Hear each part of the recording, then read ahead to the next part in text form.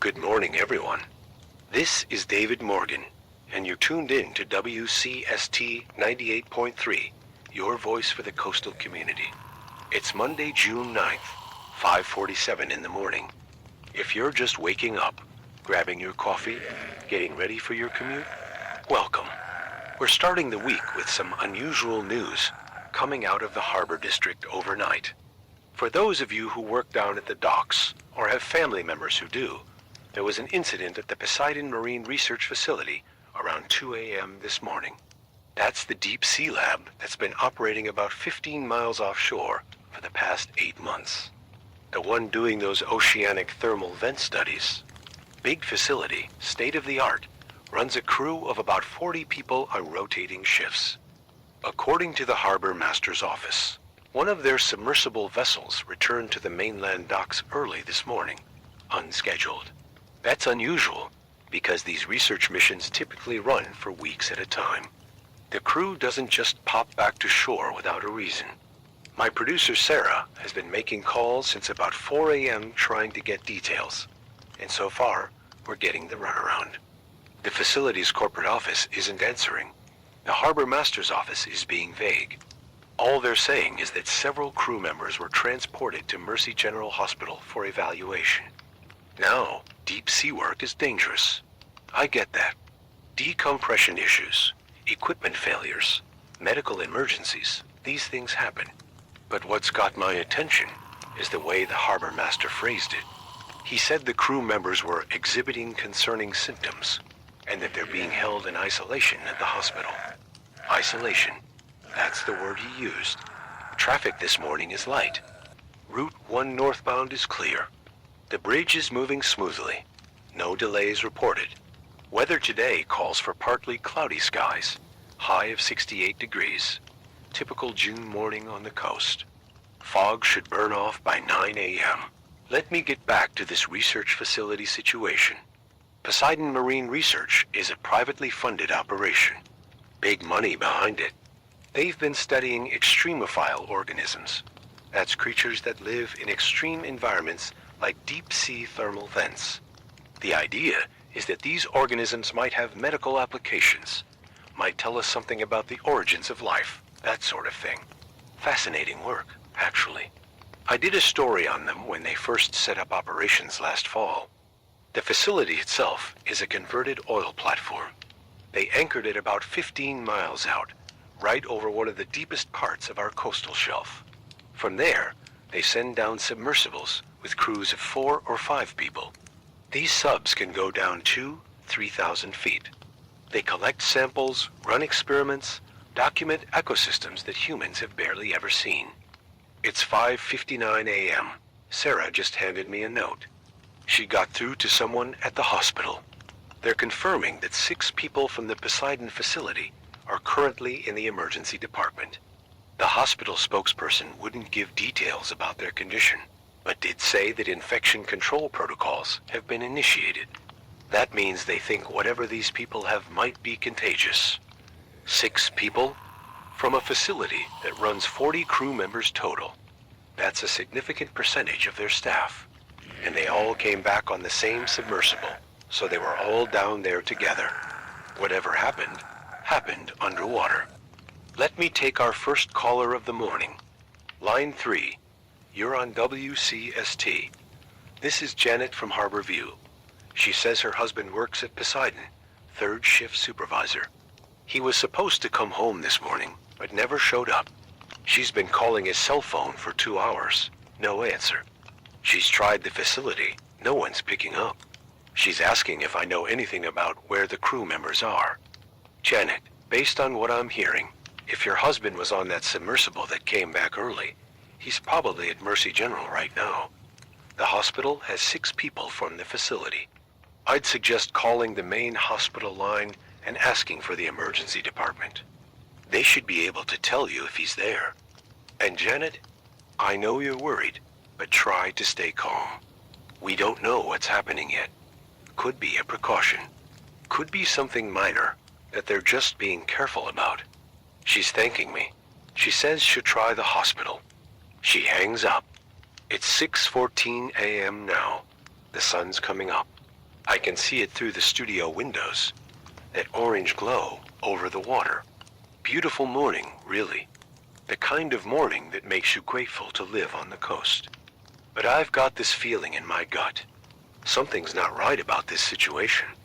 The secrecy, the isolation protocols, 6 people all showing symptoms at the same time. And the fact that they came up from deep water. There's something about that depth, that environment. It's alien down there. Literally alien. The organisms that live at those thermal vents, they don't need sunlight. They don't need oxygen the way we think of it. They've evolved in complete darkness, crushing pressure, near boiling temperatures. They're as different from surface life as anything we might find on another planet. What if they brought something up?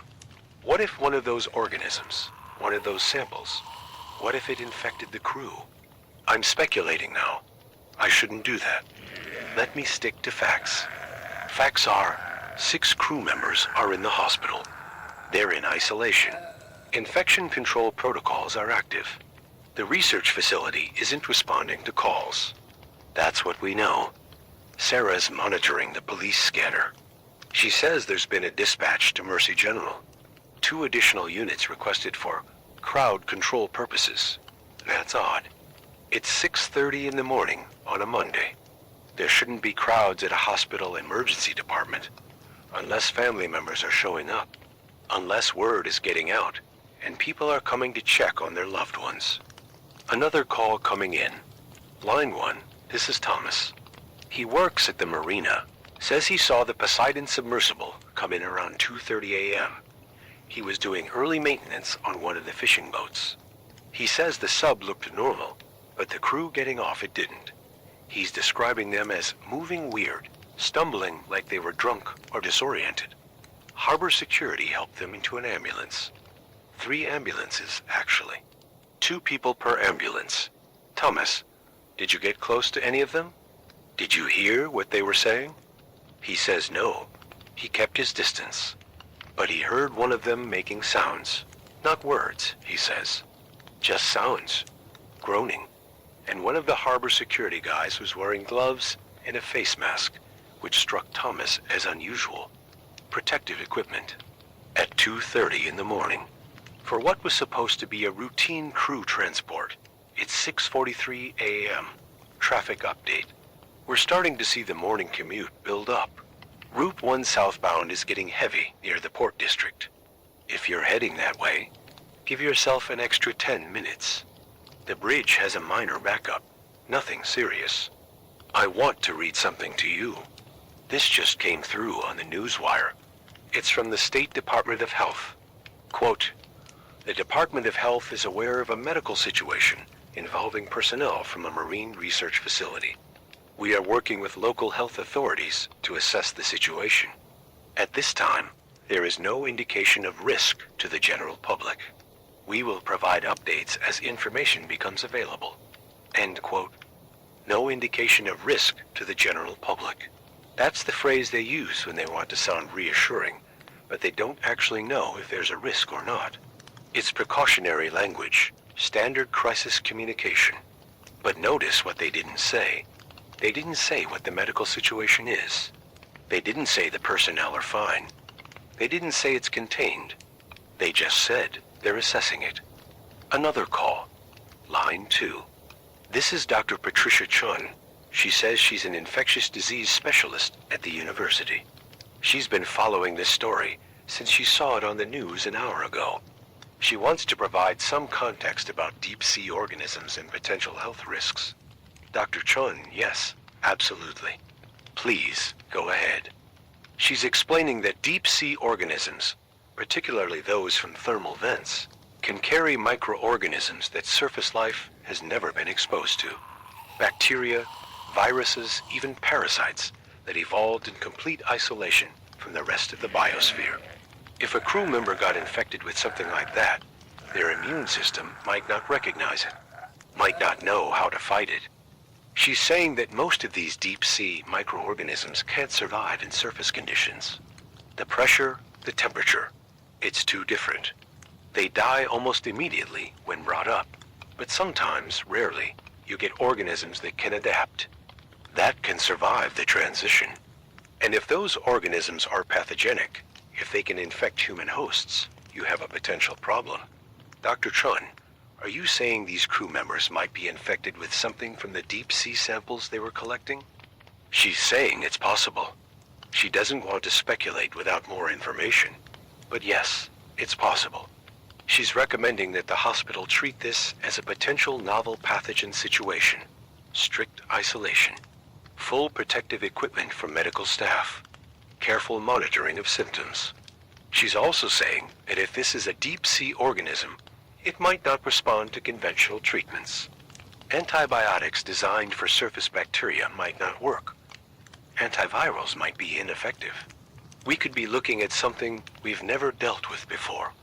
Dr. Chun, thank you for that information. That's concerning. Please stay safe, and if you learn anything else, call back. It's 7:02 a.m. The morning commute is in full swing now. Traffic is heavy, but moving on all major routes. Weather continues clear. Temperature is 54 degrees, warming up nicely. And we're watching a developing situation at Mercy General Hospital, where 6 crew members from the Poseidon Marine Research Facility are being treated for unknown symptoms after returning from a deep-sea research dive early this morning. Sarah just got a text from a friend who works at the hospital. The emergency department has been closed to new patients. They're diverting ambulances to other facilities. That's a significant step. Hospitals don't close their emergency departments unless something is seriously wrong. The text says the 6 patients are deteriorating rapidly and showing extreme agitation. 2 of them have been sedated because they were trying to attack medical staff. Attacking medical staff. That's not typical infectious disease behavior. That's neurological. That's something affecting the brain. Let me take another call. Line 3, this is Marcus again. Different Marcus. He's a commercial fisherman. He's out on his boat right now, about 10 miles offshore. He can see the Poseidon facility from where he is. He says there's unusual activity. Multiple vessels circling the platform. Coast Guard, looks like. And he's seeing people on the platform wearing hazmat suits. Marcus, can you describe what you're seeing more specifically? He's saying there are 3 Coast Guard vessels maintaining a perimeter around the platform. No one's being allowed to approach. And on the platform itself, he can see through his binoculars that there are maybe a dozen people in full hazmat gear. White suits, helmets, the works. They're moving equipment.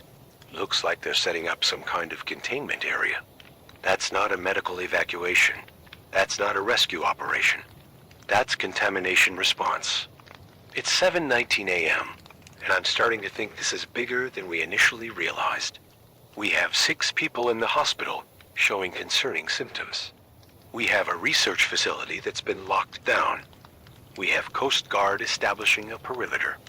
We have hazmat teams on site. This isn't a routine medical emergency. This is something else. Sarah's pulling up the Poseidon facility's research reports. They're required to file periodic updates with the National Oceanic and Atmospheric Administration. The most recent one, filed 2 weeks ago, describes their current project, collecting samples from a newly discovered thermal vent system at a depth of 3,200 feet. The report mentions that they found unique biological specimens that showed unusual behavioral characteristics in laboratory observation. Unusual behavioral characteristics. What does that mean? What kind of behavior can a deep-sea microorganism exhibit that would be considered unusual? Another call. Line 1. This is someone who won't give their name. They say they work at Mercy General, in the emergency department. They're calling from outside the hospital, on their break. They sound scared. Anonymous caller, what can you tell us?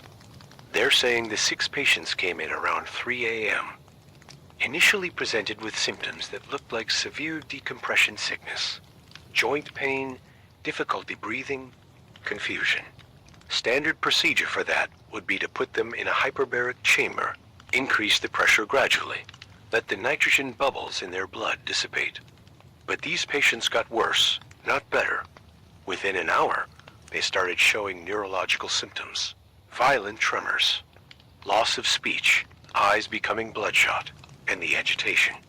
They're describing it as almost like rabies. The patients are non-responsive to verbal communication. They're trying to bite anyone who gets close. Hospital security had to physically restrain them. The caller is saying that one of the patients bit a nurse, broke the skin, drew blood. The nurse has been taken for evaluation and is being watched for symptoms. If it can transmit through a bite, if it spreads from person to person, then we're not just looking at 6 isolated cases. We're looking at potential outbreak. Anonymous caller, are you being kept safe? Is the hospital taking precautions? They're saying yes, full PPE for anyone working with these patients. But they're scared. They've never seen anything like this. The way the patients are behaving, it's not human. It's something else. The caller has to go. Someone's coming. The line goes dead. It's 7:34 a.m. I need to be very careful here. I need to report what we know without causing panic. But people need information. People need to understand what might be happening. What we know: 6 crew members from a deep-sea research facility are critically ill at Mercy General Hospital. They're exhibiting neurological symptoms and extreme aggression. At least 1 medical worker has been exposed through a bite. The facility they came from has been locked down by the Coast Guard. Hazmat teams are on site. What we don't know: what caused this, how it spreads, whether it can be treated, how many other people might be at risk. I'm going to stay on this story. We're going to keep you updated. And I'm asking everyone listening, if you work in the maritime industry, if you have family members who work at Poseidon or at the hospital, please call in. We need information. It's 7:41 a.m. The city is waking up. People are going about their Monday morning routines, stopping for coffee, heading to work, dropping kids at school. Most of them have no idea that something potentially catastrophic might be developing at our local hospital. Should I be telling them? Should I be sounding the alarm? Or should I wait for official confirmation, for authorities to take the lead? I don't know. I'm just a radio host. I'm not qualified to make these calls. But I'm the one people are listening to right now. I have a responsibility. Sarah's showing me something on her computer. Social media is starting to buzz. People who work at the hospital are posting vague messages. Something's happening at work. Can't talk about it, but stay safe. If you can avoid the hospital today, do it. The word is getting out organically. People are scared. They're sharing information, even when they're told not to. That's how it always works. You can't keep secrets in the age of smartphones and social media. Someone always talks. It's 7:53 a.m., and I'm making a decision. I'm going to keep reporting this. I'm going to be honest about what we know and what we don't know. I'm going to trust that people can handle the truth. Because the alternative, staying silent while people walk into danger, that's not acceptable. This is Marcus Webb on WCST 98.3. We're following a developing situation at Mercy General Hospital involving crew members from the Poseidon Marine Research Facility. Stay with us. More updates after this. It's 8:02 a.m. We're back. During the break, Sarah got a call from the hospital administration. They're requesting that we exercise caution in our reporting and avoid creating unnecessary alarm in the community. That's corporate speak for shut up and stop talking about this. I appreciate their position. I really do. They're trying to manage a crisis, and they don't need media making it worse. But people have a right to know what's happening in their community, especially when it might affect their safety. So here's what I'm going to do. I'm going to report facts. No speculation. No exaggeration. Just what we can confirm. Fact: 6 people are hospitalized with severe symptoms. Fact: the hospital emergency department is closed to new patients. Fact: at least 1 healthcare worker has been exposed. Fact. The Coast Guard has established a perimeter around the research facility. Fact. Hazmat teams are on site at the facility. Those are facts. Make of them what you will. Traffic update. Route 1 is experiencing heavier than normal volume as we approach 8:30. The Port District area is particularly congested. If you're trying to get to the hospital, be aware that they're not accepting walk-ins at the emergency department right now. You'll need to go to Bayside Medical or County General for urgent care. Another call. Line 2. This is Elena. She's a marine biologist, not affiliated with Poseidon, but familiar with their work. She's been listening since we started covering this story, and she has some thoughts. Elena, go ahead. She's explaining that thermal vent ecosystems are among the most extreme environments on Earth. The organisms there have evolved in complete isolation for millions of years. They've developed biochemistry that's radically different from surface life.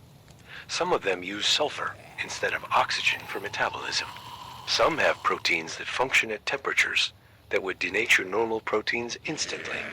And because they're so isolated, they have never been exposed to surface organisms. They have no defenses against our bacteria, and we have no defenses against theirs. She's saying that if the Poseidon crew brought up samples containing unknown pathogens, and if those pathogens could survive in surface conditions and infect humans, we could be dealing with something completely novel. Something our immune systems have never encountered. Something that medical science has no protocols for treating. Elena, that's terrifying. Are you saying this could be like a science fiction scenario? An alien infection? She's laughing, but it's a nervous laugh. She's saying it's not aliens, it's Earth life, but from such a different environment that it might as well be alien. Deep sea organisms and surface organisms diverged evolutionarily hundreds of millions of years ago. They're as different as life can be while still being on the same planet. And one more thing, she says. If this pathogen affects the nervous system, if it's causing the aggressive behavior we're hearing about, it might be similar to certain parasites that exist in nature. Toxoplasma, the parasite that makes mice not afraid of cats. Cordyceps, the fungus that takes over insect brains. Rabies, a virus that makes animals aggressive and compels them to bite, spreading the infection. Nature has lots of examples of pathogens that hijack their host's behavior to enhance transmission. If we're dealing with something like that from the deep sea, something we've never seen before, she trails off. I thank her for calling and let her go. It's 8:24 a.m. Sarah's monitoring emergency radio frequencies. She's hearing chatter about additional units being called to the hospital. Not for medical emergencies, for security. They're anticipating crowd control issues as more family members show up demanding to see patients. The hospital is in a difficult position. They need to maintain isolation protocols, but they also have panicked families to deal with. And the more they restrict access, the more people are going to suspect something is being hidden from them. Let me take another caller. Line 3. This is David. He's asking about his daughter. She's a nursing student doing clinical rotation at Mercy General. He can't reach her on her cell phone. He's worried she might have been in contact with the infected patients. David, I don't have specific information about individual staff members, but I can tell you that the hospital is taking precautions. Anyone who's had contact with the patients is being monitored. If your daughter was in that ward, she's probably being kept for observation. That's standard protocol for potential exposure. Try not to panic. The hospital knows what they're doing. He's asking if he should go there. Try to see her. I tell him that showing up at the hospital right now might not be helpful. They're dealing with a lot, and adding to the crowd outside could make things harder. I suggest he keep trying her cell phone, and maybe try calling the hospital's main line to ask about staff who might be under observation. He thanks me, says he'll try that. Hangs up. It's 8:37 a.m., and I'm seeing the first news helicopters appearing over the city. Channel 7 and Channel 12 both have choppers up. They're circling the hospital from a distance, getting aerial footage. This story's going television. It's going to be on the morning news. It's going to spread. Once it hits TV, once it's on the major networks, the level of public awareness and concern is going to spike dramatically. We're going from local radio story to regional news event. Sarah's showing me social media. Hashtag Mercy General Outbreak is starting to trend locally. People are posting photos from outside the hospital. The parking lot is filling up with family members, with news crews, with curious onlookers. The police are setting up barriers to keep people back from the main entrance. Another call, line 1. This is Officer Michael Reynolds, he says, with the city police department. He's currently at the hospital, assisting with crowd management. He's asking if we can help by telling people to stay away, unless they absolutely need to be there. The crowd is growing, and it's making their job harder. Officer Reynolds, absolutely, we can do that. Folks, if you're listening and you're thinking about going to Mercy General to check on someone, please call first. Please don't just show up. The hospital is dealing with a serious situation, and they need space to work. If you have family members who you believe might be affected, call the hospital's information line. Don't go there in person unless you're specifically asked to do so. Officer Reynolds thanks me and disconnects. It's 8:49 a.m. The city's Department of Public Health is holding an emergency press conference at 9:30. Sarah's confirmed we'll get a live feed. The health director and the hospital's chief medical officer will be making a statement. That's in 41 minutes. Until then, we're going to keep taking calls and reporting what we can confirm. Traffic's still heavy. The bridge has a significant backup now. 15-minute delays. Route 1 southbound is slow through the Port District. If you can work from home today, this might be a good day to do it. Weather continues nice. Partly cloudy, 62 degrees and rising. Doesn't it seem wrong that the weather can be nice on a day like this? The sun doesn't care about human problems. Nature just continues regardless. Another call. Line 2. This is Lisa. She works at a coffee shop near the hospital. She's describing the scene outside. Dozens of people on the sidewalk. News vans everywhere. Police creating a perimeter. And she's hearing sirens. More ambulances arriving. But they're not bringing people to Mercy General. They're going past it to other hospitals. She's asking if we know why more ambulances are coming if the emergency department is closed. I don't have a good answer for that. It could be they're evacuating non-critical patients to make room for the outbreak cases.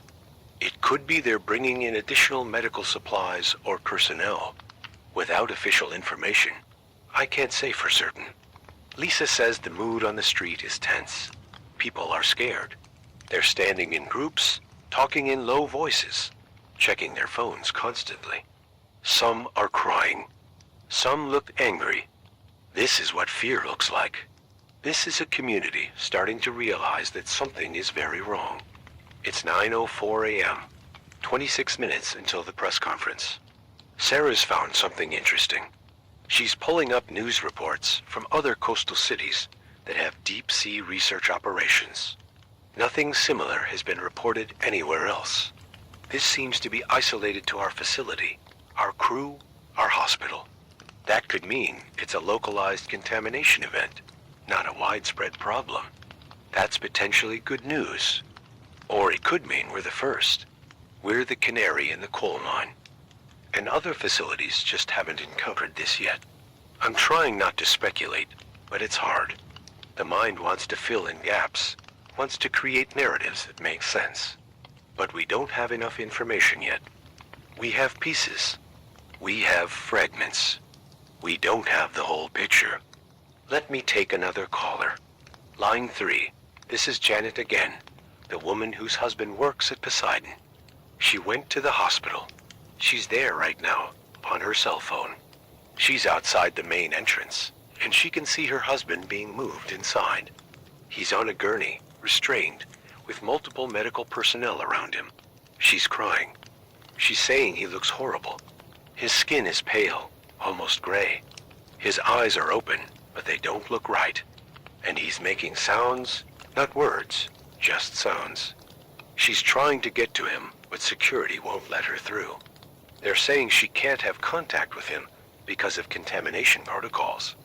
She's begging them. She just wants to see him, to talk to him, to let him know she's there.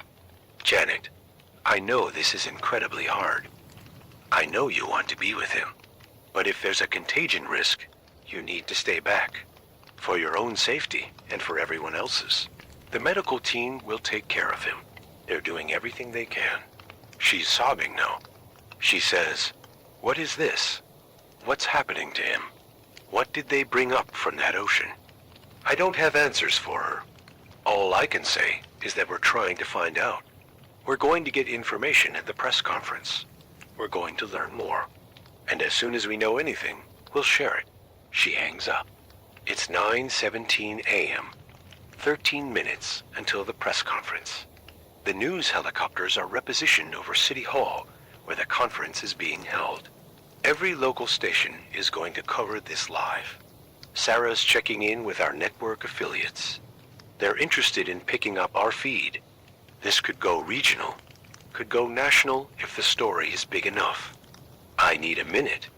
Let me collect myself before we go to this conference. It's 9:29 a.m. 1 minute. Sarah's queuing up the feed. We're going live to City Hall in 3, 2, 1. The feed is live. I can see the press room at City Hall. The podium has the city seal. Several people are taking their seats. I recognize Dr. Amanda Foster, the city's Director of Public Health. Next to her is Dr. Robert Kingston, Chief Medical Officer at Mercy General. There's also someone in a Coast Guard uniform. Commander, looks like based on the insignia. Dr. Foster is stepping to the microphone. She's thanking everyone for coming. She says they want to provide an update on what she's calling an emerging health situation. She's confirming that 6 individuals who are working aboard the Poseidon Marine Research facility are currently receiving treatment at Mercy General Hospital. The individuals are suffering from what appears to be a severe infectious disease with neurological components. Neurological components. That's the official way of saying their brains are being affected. She's saying that out of an abundance of caution, the hospital has initiated isolation protocols. The emergency department has been temporarily closed to allow medical staff to focus on these critical patients and to prevent potential exposure to others. A reporter asks what the disease is.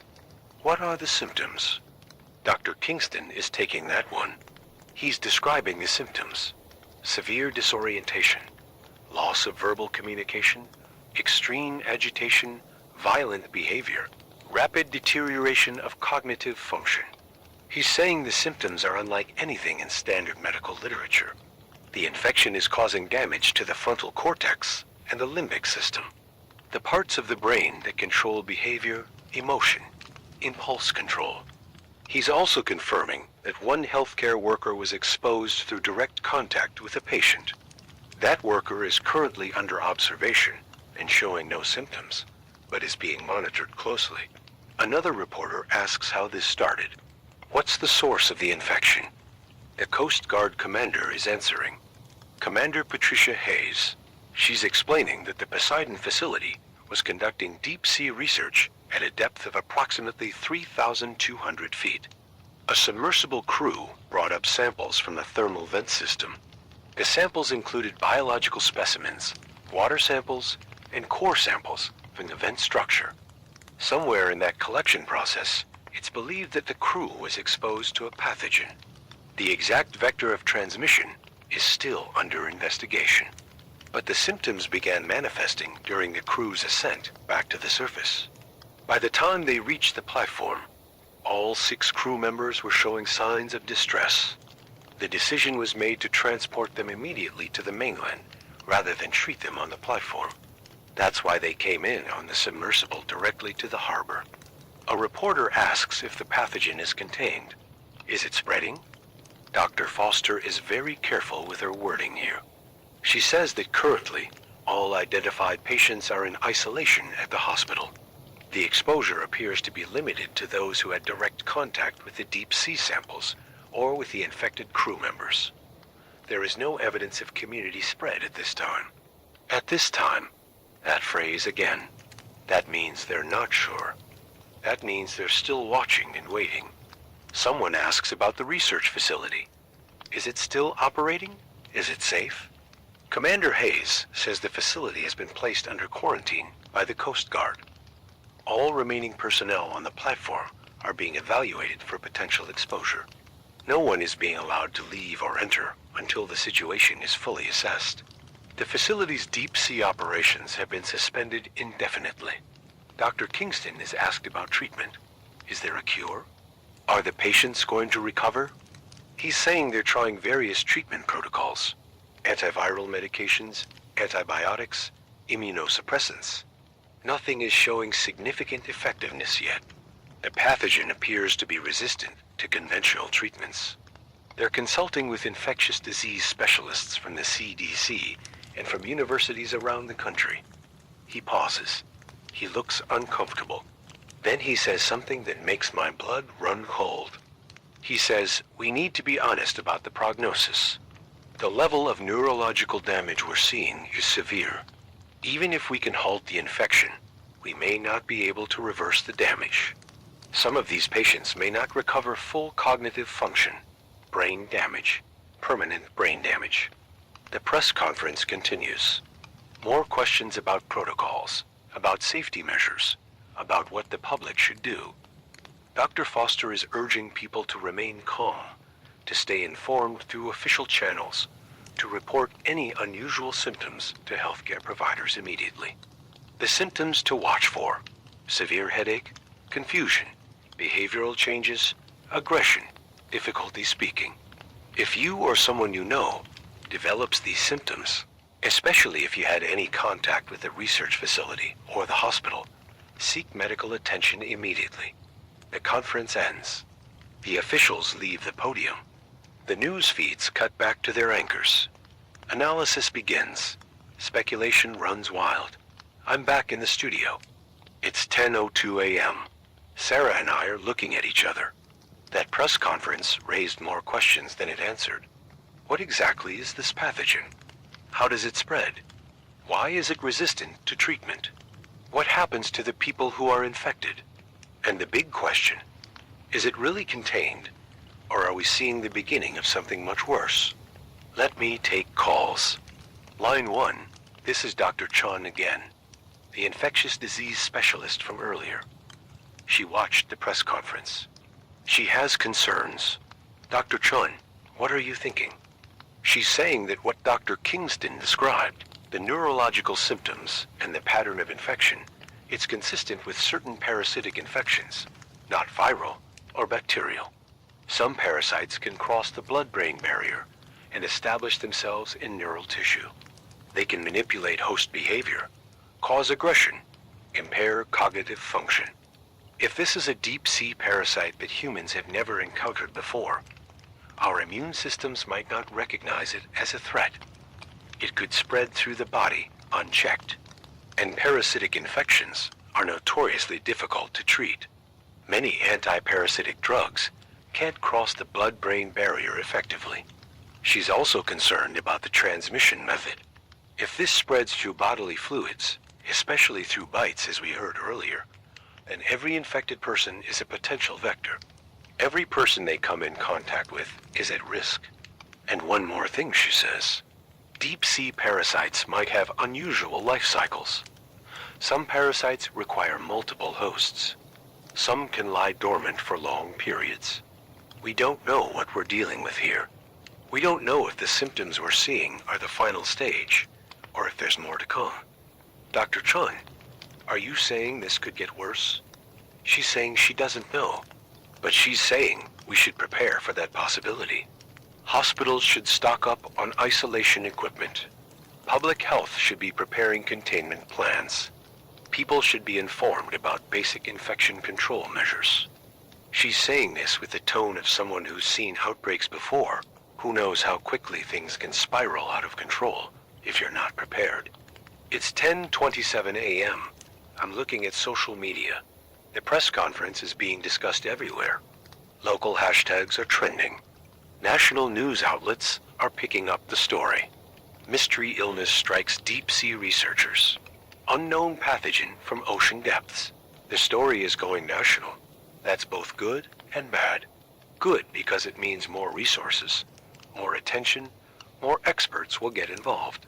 Bad because it means more panic, more misinformation, more people making this harder to manage. Sarah's getting emails from listeners, hundreds of them. People asking questions, sharing concerns, offering information. One email stands out. It's from someone who says they worked at Poseidon until 3 months ago. They left because they were uncomfortable with the safety protocols. They say the facility was cutting corners, rushing research projects, pressuring crews to go deeper and collect more samples faster than was safe. They say that management ignored warnings from scientists about unknown risks from collecting specimens at extreme depths. They prioritize discoveries and potential patents over crew safety. If that's true, if this outbreak happened because a company chose profits over safety, there will be legal consequences. Criminal consequences, potentially. Another call. Line 2. This is Harold. He's a commercial fisherman, has worked these waters for 30 years. He's calling because he's noticed something strange over the past few weeks. He's been finding fish in his nets that are behaving oddly. Not dead, but disoriented. Swimming in circles, not responding to stimuli normally. He's been throwing them back, figuring they were sick or poisoned. But now, hearing about this pathogen from the deep sea, he's wondering if there's a connection. Harold, did you keep any of these fish? Did you have them tested? He says no. He just threw them back. But he's seen this before. Maybe a month ago. Mostly in areas near where the Poseidon platform is located. This is concerning. If marine life is being affected, if the pathogen is in the water column, not just in the samples on the platform, then we might be looking at environmental contamination.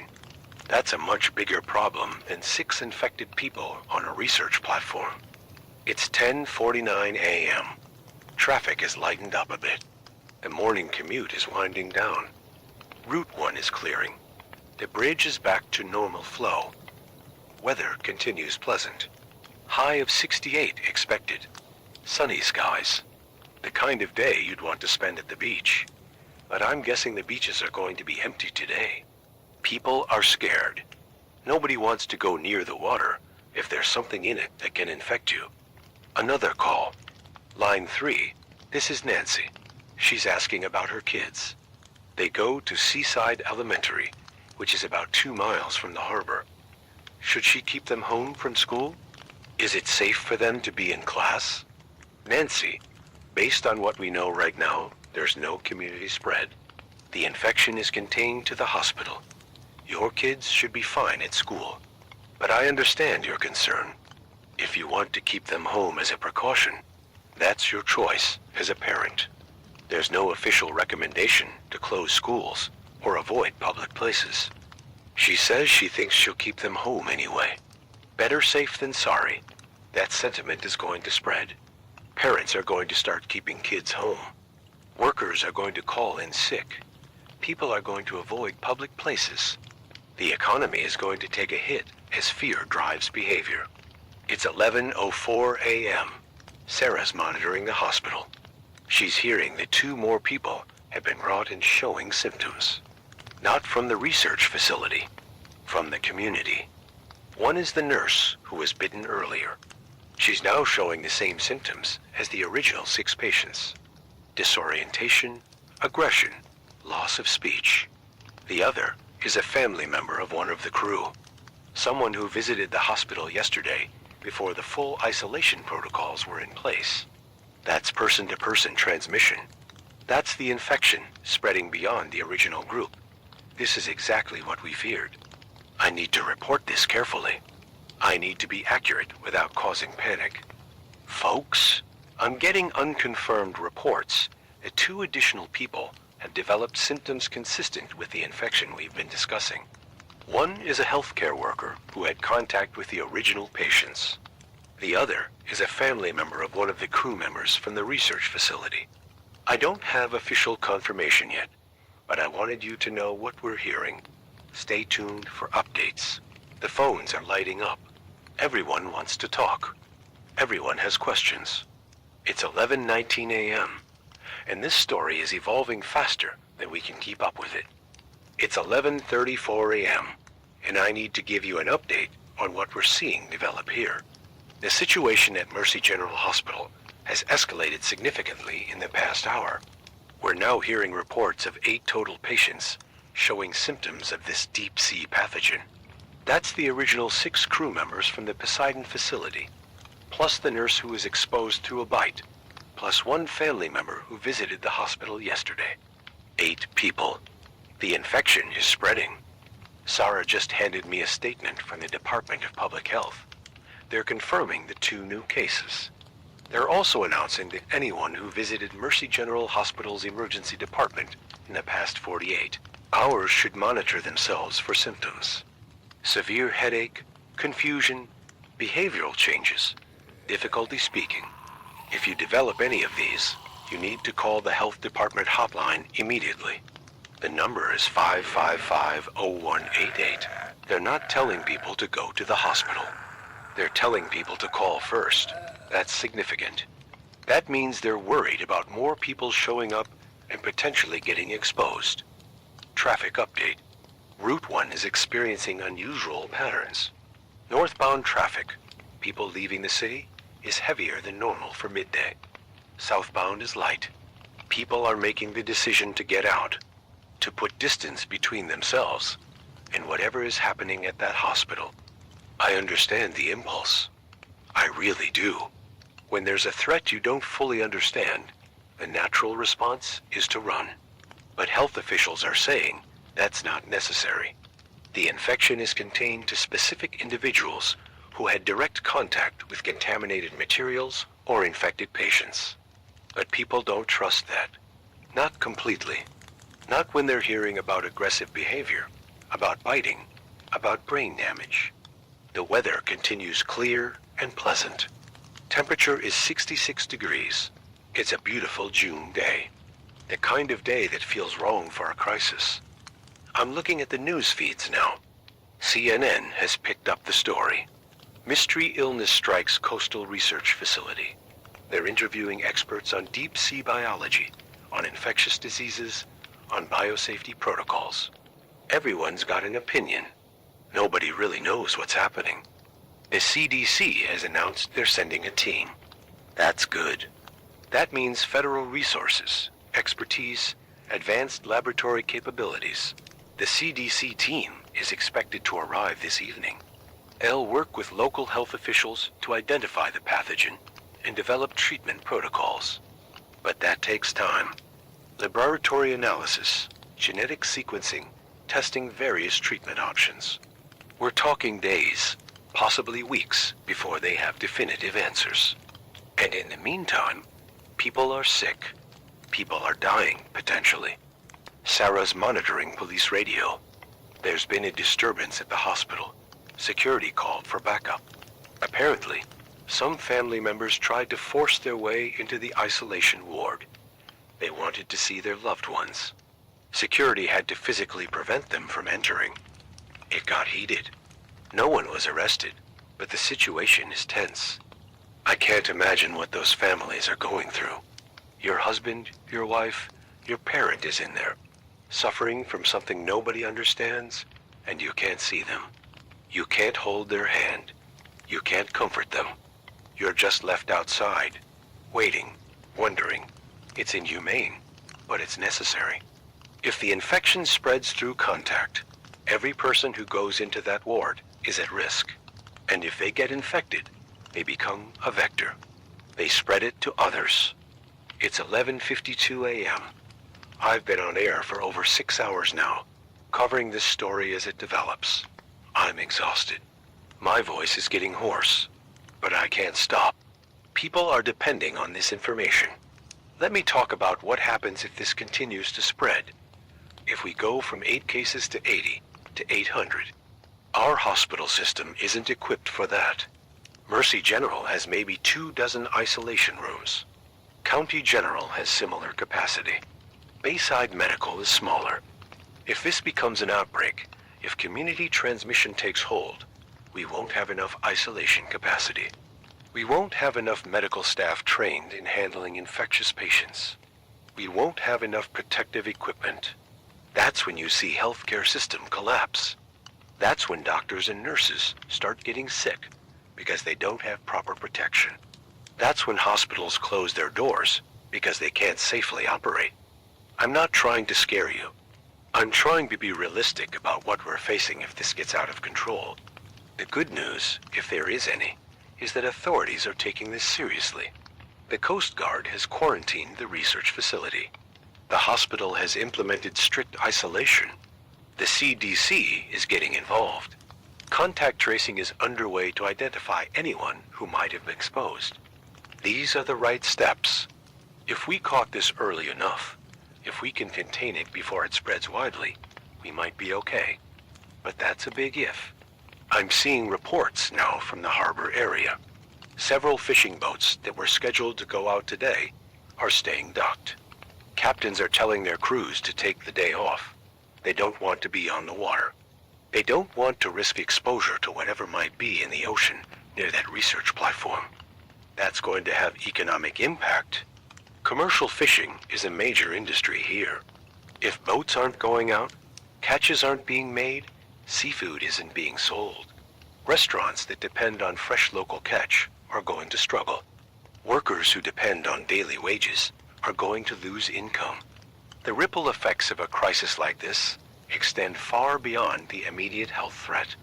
It's 12:14 p.m. Noon has passed. We're into the afternoon now. The city feels different. There's a tension in the air that wasn't there this morning. People are aware. People are worried. Sarah just showed me something on social media. A video posted by someone claiming to be inside the hospital. The video is shaky, obviously filmed secretly on a phone. It shows a hallway. You can hear shouting. Someone screaming. Not words, just sounds. Guttural, animalistic sounds. Then you see medical staff in full protective gear rushing past. The person filming whispers, "They're losing control. There's too many of them." The video cuts off. I don't know if it's real.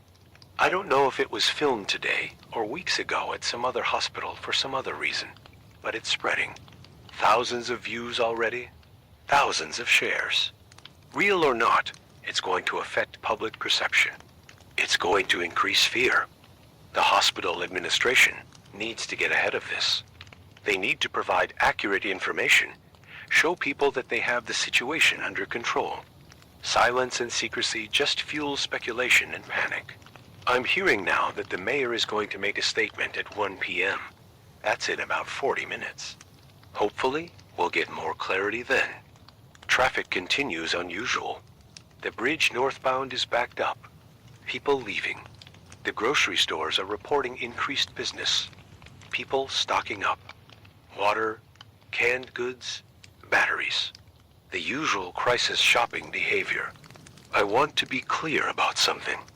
There is no reason to believe this will disrupt food supply or utilities. This is not that kind of emergency. The water is safe. The power grid is fine. You don't need to hoard supplies. But people do it anyway. It makes them feel like they're doing something, like they have some control over an uncontrollable situation. It's 12:31 p.m. and I'm going to take a short break. Sarah's going to put on some music. When we come back, we'll have the mayor's statement. Stay with us on WCST 98.3. It's 12:47 p.m. We're back. I stepped away for about 10 minutes. Grabbed some coffee. Called my wife to let her know I'm okay. She's worried. Everyone's worried. While I was gone, Sarah got an email from the hospital. It's a statement to media. They're asking us to help them combat misinformation. They want to clarify several things. First, the patients are being cared for in a secure isolation ward with appropriate medical protocols. Second, there is no risk to the general public from visiting other parts of the hospital for regular medical needs. Third, The infection does not spread through air or casual contact. It requires direct exposure to contaminated materials or bodily fluids from infected individuals. They're also addressing the video I mentioned earlier. They say it was not filmed at Mercy General. They believe it's from another hospital, another situation, being shared out of context to create fear. I hope that's true. I hope we're not being misled. The mayor's statement is coming up in about 10 minutes. Sarah's queuing up the feed from City Hall. In the meantime, let me give you a broader picture of what's happening regionally. I'm seeing reports that other coastal cities with deep-sea research operations are implementing precautionary measures. Facilities in Oregon and Northern California are suspending deep water collections pending review of safety protocols. The National Oceanic and Atmospheric Administration has issued a directive requiring all deep-sea research to be approved at the federal level before proceeding. That's unprecedented. That's recognition at the national level that this incident represents a serious unknown risk. Sarah's also found something interesting. Academic papers about thermal vent ecosystems. One paper, published 2 years ago, specifically warned about the potential for unknown pathogens in deep-sea environments. The authors recommended extreme caution in handling specimens, including protocols that apparently weren't followed by the Poseidon facility. If the facility ignored published safety recommendations, if they cut corners that led to this outbreak, the legal liability is going to be massive. Criminal charges, civil lawsuits. The company might not survive this, but that's future concern. Right now, the concern is stopping the spread. It's 12:58 p.m., 2 minutes until the mayor speaks. The feed is live. I can see Mayor Richard Chun at the podium. He looks tired, stressed. This is the kind of crisis no mayor wants to face. He's beginning. He thanks everyone for their patience and cooperation. He acknowledges that people are concerned, frightened even, and says that's understandable. But he wants to provide facts to counter rumors and speculation. He's confirming that there are currently 8 confirmed cases of an infectious disease believed to originate from deep-sea biological samples. All cases are hospitalized and under strict isolation. Medical professionals are providing around-the-clock care. He's stating that the city has activated its emergency response protocols. The Department of Public Health is leading the response, with support from the CDC, the Coast Guard, and state health authorities. Every resource is being deployed to contain this situation and protect the community. The mayor is asking people to trust the process, to trust the medical professionals and public health officials who are working on this. He's asking people not to panic, not to spread misinformation, and to follow official guidance. He's also announcing that the city is establishing a public information hotline. Anyone with questions or concerns can call 555-0188 to speak with trained health information specialists. The hotline will operate 24/7 until the situation is resolved. Someone asks him about the research facility. Will it reopen? Will deep-sea research continue? The mayor says that's not his decision. The facility is under federal jurisdiction now. The Coast Guard has control. Any decisions about its future will be made at the federal level after a thorough investigation. Another question about economic impact. What about the fishing industry? What about tourism? The mayor acknowledges there will be economic challenges, but he says health and safety must come first. If that means temporary disruption to normal business, so be it. The city will work with affected businesses and workers to minimize hardship. The statement ends. It was brief, carefully worded, designed to be reassuring without making promises that can't be kept. I'm back in the studio. It's 1:14 p.m.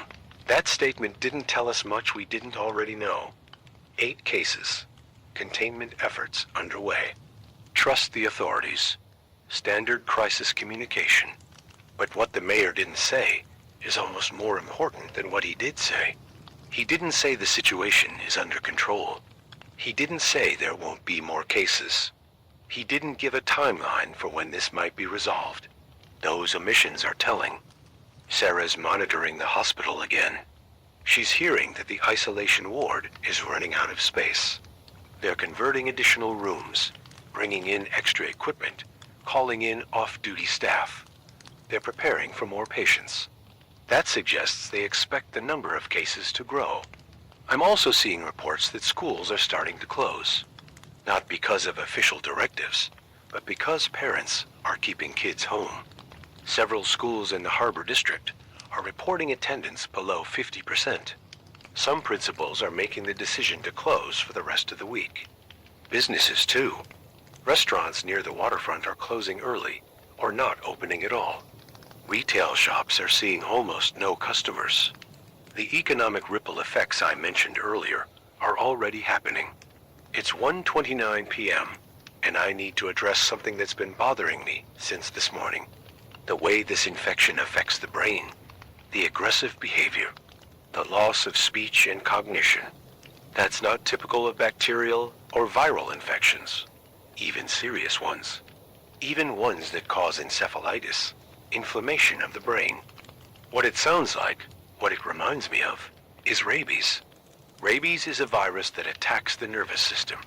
It causes aggression, makes animals bite, spreads through saliva. It's almost always fatal once symptoms appear.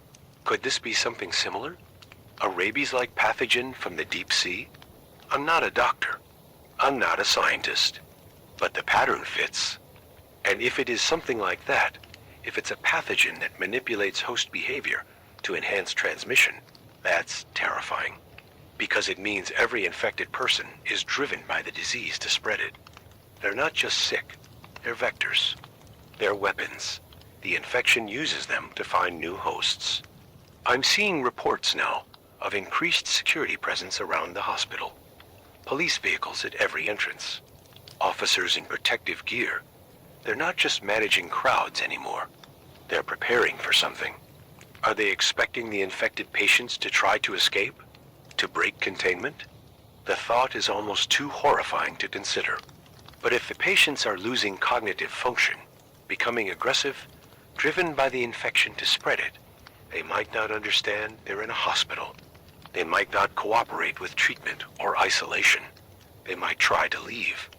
It's 1:47 p.m. Sarah just got a tip from someone she knows in the police department. Off the record, not for broadcast. She's debating whether to tell me. She decides to. She whispers it, even though we're alone in the studio. The hospital called for additional sedatives. A lot of them. Enough to keep multiple patients unconscious for days. They're going to keep the infected in medically induced comas. That's the only way to control them. I can't report that. It's not confirmed. It's second-hand information. But it tells me how serious this is. How desperate the situation is becoming. Medical professionals don't just put people in comas casually. It's risky. It requires constant monitoring.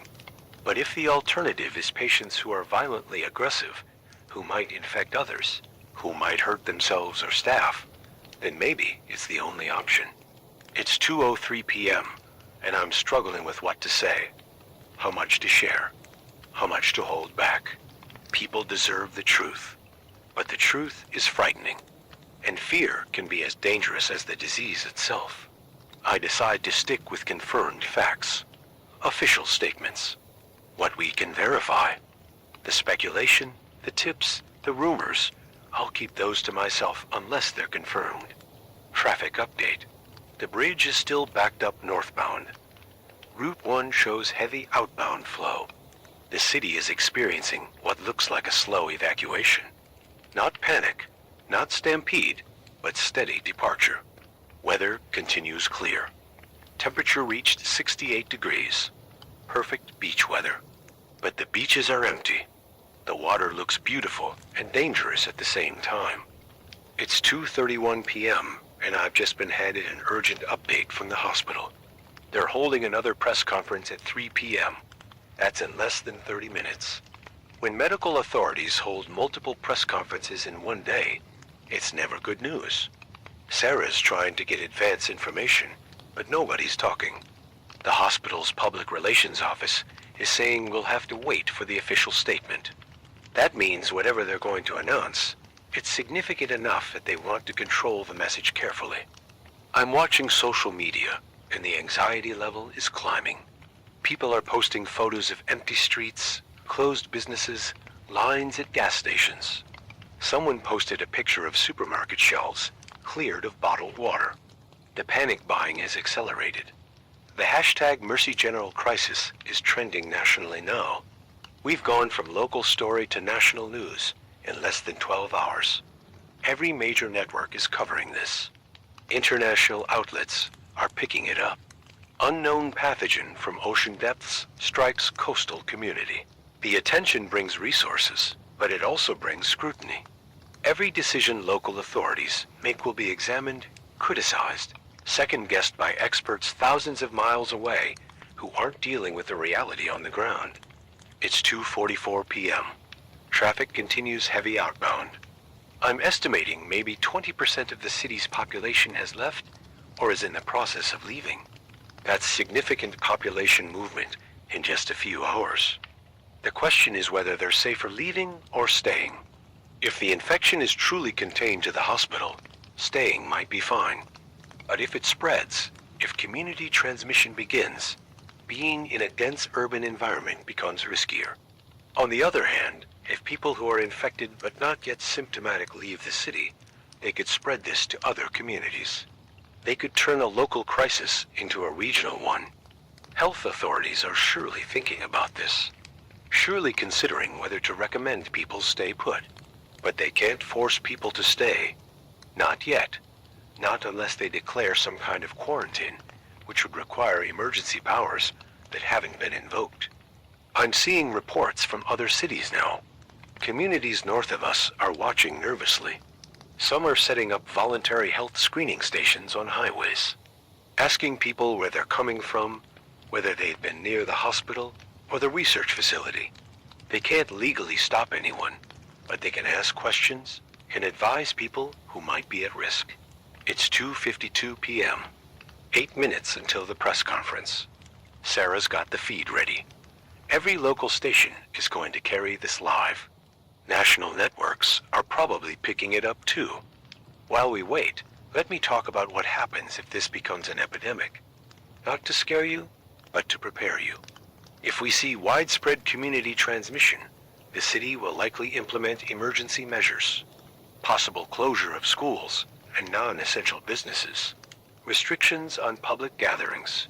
Recommendations to stay home unless absolutely necessary. These are standard epidemic response protocols. Medical facilities would move to crisis standards of care. That means triaging patients, prioritizing those most likely to survive, making difficult decisions about resource allocation when resources are limited. Supply chains might be disrupted as workers stay home or get sick.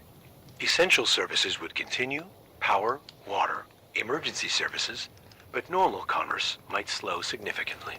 This is what public health professionals plan for. This is what emergency management teams train for. We have systems in place. We have protocols. We're not helpless. But those systems are designed for known threats. Flu pandemics, bacterial outbreaks, things we understand and have experience managing. This pathogen from the deep sea, this is unknown territory. We're making it up as we go along. It's 2:59 p.m. 1 minute until the press conference. The feed is live. I can see the same room as before. Dr. Foster is there. Dr. Kingston from the hospital. And there's someone new. Someone in military uniform. Higher rank than the Coast Guard commander we saw earlier. This is Army or Marines, looks like. A general. This is federal involvement at a higher level than we've seen so far. The conference begins. Dr. Foster speaks first. Her tone is more somber than this morning. She confirms that the number of infected individuals has increased to 12. That's 4 additional cases in the past few hours. All of them are people who had contact with the original patients, either hospital staff or family members who visited before full isolation was implemented. 12 people. The number is growing exponentially. Dr. Kingston describes their condition. All 12 patients are showing severe neurological symptoms. They're non-responsive to verbal communication. They exhibit extreme aggression when not sedated. The infection is causing rapid deterioration of brain function. 3 of the original 6 crew members from the research facility have died. Their brain function deteriorated to the point where they could no longer maintain basic life support functions, even with medical intervention. 3 dead. This has gone from outbreak to crisis to tragedy. The general is introduced. Major General Patricia Rodriguez. She's with U.S. Northern Command, the military organization responsible for homeland defense. Her presence here means this is now being treated as a potential national security threat. General Rodriguez explains that under emergency health powers, the military is assuming control of the containment operation. The hospital will remain under civilian medical management, but security and isolation enforcement will be handled by military personnel.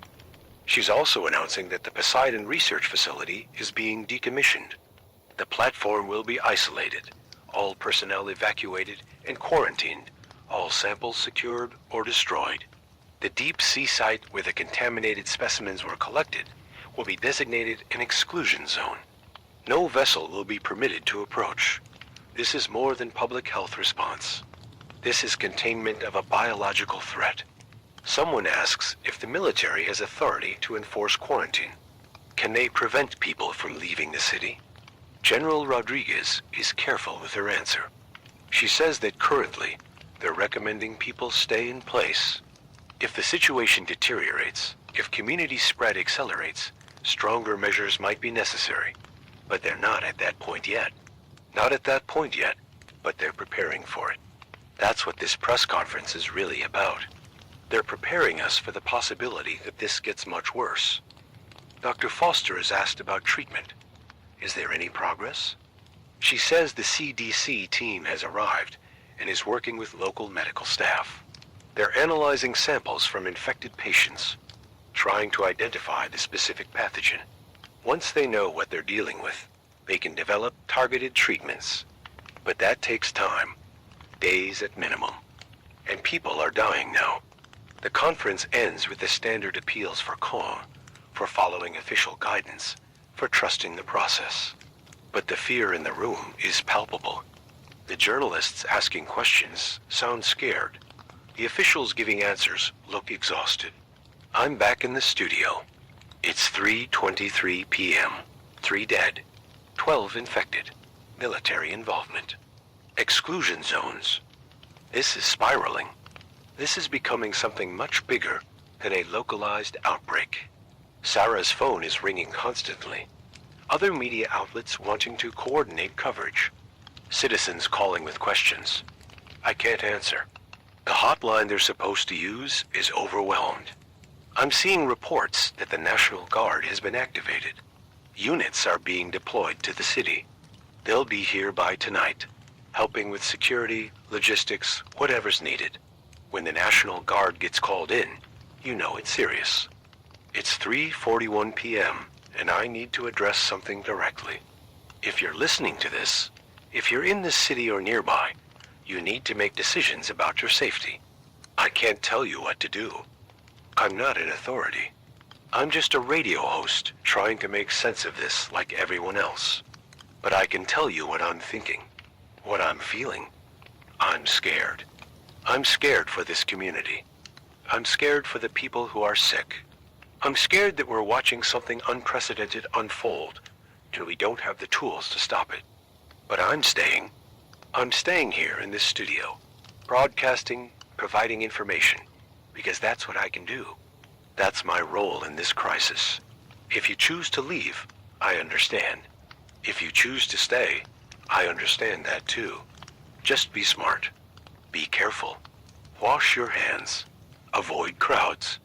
Stay away from the hospital area. Monitor yourself for symptoms. And stay tuned. Because as long as I'm able, I'll be here, telling you what's happening. Helping however I can. It's 3:57 p.m., and the sun is still shining. The weather is still beautiful. The world keeps turning regardless of human crisis. We're going to get through this. Somehow. We have to. Stay with us on WCST 98.3.